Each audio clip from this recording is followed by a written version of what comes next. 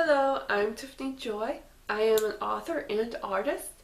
In this video, I want to share with you how I start a writing project. I am going to lean towards writing fiction narratives, but you can use this technique in any way you want.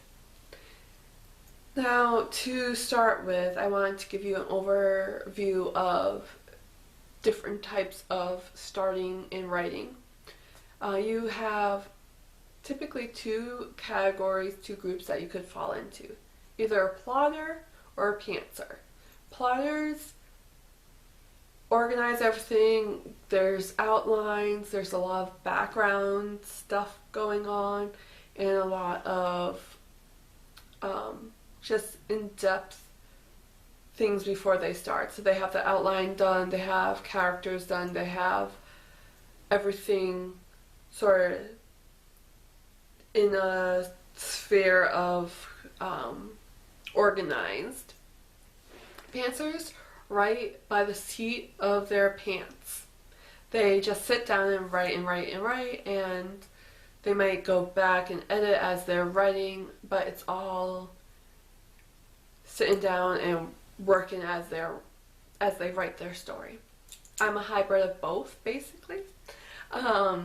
I start by filling out a form I created, and it's a form that has different bullet points and different questions that I know I need to know before jumping in to the new project. So in this case, the new narrative or nonfiction narrative that I want to write, so the new story.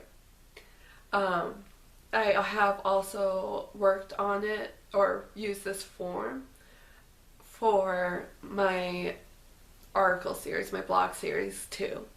So it works well, and if you are just a article writer or just a fiction writer, you can use the same sort of method to do it. So how I started this form was I needed to know key points. So first, what's the genre? What is it? Is it going to be a series of short stories? Is it going to be novels? Is it going to be novelettes, novellas? Like, what is it? And sometimes it's just a question mark. Like, I don't know, it's a story. And that's fine, because this is just your starting point. Then you basically go through, and different key points you'll answer. And it will be the same key points for every story or project that you do. So on mine, I have, what's my message? What's the theme of this story or of this project? What different characters are going to be in it? What genre? Who's the audience? I also have, when am I writing it? Like, what's the date that I had this idea? And do I plan to write it right after this idea? Is this going to be my next project?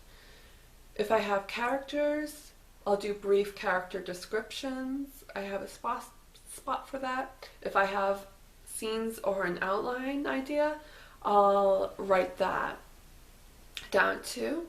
And any other thoughts and things that might be helpful that doesn't go with the other stuff, I'll have a section for notes too. And once I have that filled out, if I do have characters, I then go over to my character sheet and answer as many questions as I can with that. Once I have those 2 or 3 or 4, how many characters there are, I'll have a character sheet for each one of them. I'll then use those sheets and those forms as reference, and making sure that I have enough space so that if something important pops up or if I change something, I can go in and change it. Typically, I'll want these sheets and forms to be printed out too. That way I can physically make notes as I'm working on the book. I don't hold too strictly to the sheets. No, I want to develop the story as I'm developing the stories, as I'm writing it down. And if there's something that I need to fix, make a note and I'll fix it after I'm done with the first draft. And yeah, just working and massaging it, but I have the reference where I started, which is really helpful. All right. I hope this was interesting and helped you know that you can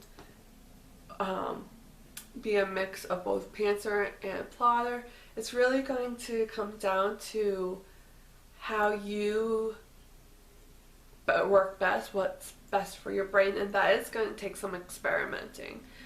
And it is going to take figuring out your blocks and how to break your blocks pretty quickly or at the right speed. Yeah, but if you do have blocks, if you do have a lot of different story ideas, different project ideas, having a place to write down all your thoughts about specific stories and specific projects will really help you. All right. Thank you guys so much for watching. Bye-bye. Thank you guys so much for watching this video. If you liked it, of course, feel free to hit the like button or subscribe and comment your feedback down below. And I want to say a special thank you to my patrons on Patreon. Without you, I wouldn't be doing this art. So thank you so much and have a wonderful day, week, or month, however often you watch me. Bye-bye.